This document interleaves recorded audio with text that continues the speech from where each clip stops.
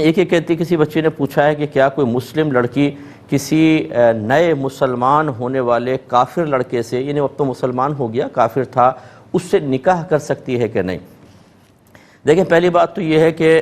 اس میں والدین کی رضامندی یا سرپرست کی ضروری ہوتی ہے، کیونکہ بعض لوگ اس بات کو لائک نہیں کرتے کہ کوئی لڑکا اگر فرض کر لیں مسلمان بھی ہوا ہے تو بہرحال اس لڑکے کے جتنے ماں باپ وغیرہ رشتہ دار وہ تو غیر مسلم ہوتے ہیں، اور بعض لوگ اس کو بالکل نہیں پسند کرتے کہ ہمارے خاندان کی کسی ایسے خاندان سے وابستگی ہو، اس لیے لڑکی از خود تو کوئی قدم نہیں اٹھا سکے گی، پہلے اپنے ماں باپ کو راضی کرے گی، ماں باپ نکاح کرنا چاہیں تو پھر ٹھیک ہے۔ دوسری بات یہ ہے کہ نکاح بہرحال ہو جائے گا، یعنی جب ماں باپ کریں گے نکاح بہرحال ہو جائے گا، لیکن ہمارا مشورہ ہمیشہ، چاہے لڑکی کو آپ مسلمان کر کے اس سے نکاح کرنا چاہیں یا لڑکے کو مسلمان کر کے اپنی بیٹی کی شادی اس کے ساتھ کرنا چاہیں، جلد بازی ہرگز نہ کریں۔ ہم یہ ہمیشہ مشورہ دیتے ہیں، کیونکہ بہت زیادہ میرے پاس مسائل آئے ہیں کہ وقتی نکاح کے جوش میں آ کر یا نکاح کو بنیاد بنا کر لڑکی مسلمان ہو گئی یا لڑکا مسلمان ہو گیا، اور آپ کو پتہ ہے جب کھلونا ہاتھ میں آ جائے تو بہت جلد دل بھر جایا کرتا ہے، شوکیس میں رکھی ہوئی مٹھائی بہت اچھی لگتی ہے، سامنے آ جائے تو پھر وہ کیفیات باقی نہیں رہتی ہیں،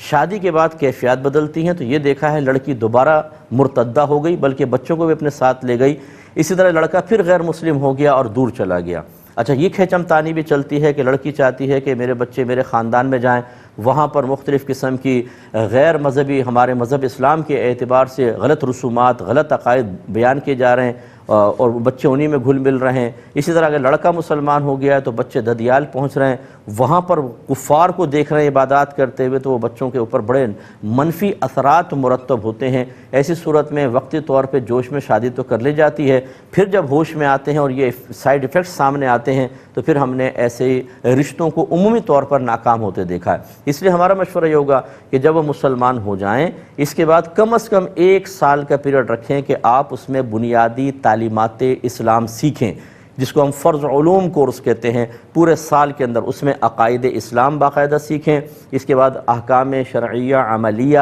یعنی نماز، روزہ، حج، زکوٰۃ، قربانی، پھر نماز ہے تو اس میں طہارت کے تمام مسائل، وضو ہے، غسل ہے، حیض ہے، نفاس، تیمم وغیرہ، کپڑے پاک کرنا، نجاستوں کی پہچان۔ اس کے بعد پھر معاملات کے اوپر آئیں، اس میں خرید و فروخت، تجارے کے مسائل، جن جن چیز کی ان کو ضرورت ہوتی رہے گی۔ اسی طریقے سے پھر نکاح کے طلاق کے مسائل اور نکاح کے۔ اس کے بعد پھر تیسری چیز ہوتی ہے گناہ صغیرہ کبیرہ اور ظاہری باطنی کی معرفت حاصل کرنا۔ اس میں تقریباً 1 سال لگ جائے گا۔ 1 سال کے اندر وہ سیکھنے کے بعد جب نکاح کی طرف آئیں گے تو بہت ہی پکے مسلمان ہو چکے ہوں گے، اور یہ نکاح بھی قائم رہے گا، آگے زندگی بہت اچھی رہے گی۔ اور 1 سال کے اندر جب عقائد اچھی طرح اسلام کے جان چکے ہوں گے تو عقائد باطلہ دوبارہ غالب آ جائیں، یا ان کی محبت قلب میں پیدا ہو، یا انسان اس کی طرف مائل ہو، بہت ہی مشکل ہو جاتا ہے، پھر ایک اطمینان کن صورتحال پیدا ہو سکتی ہے۔ لیکن جو صرف نکاح کے لیے مسلمان ہو رہا ہے وہ دوسرے فائدے کے لیے دوسرے لمحے اسلام کو چھوڑ بھی سکتا ہے۔ ایسے ہم نے بہت سارے معاملات دیکھے ہیں، اس لیے جلد بازی ہرگز نہ کی جائے۔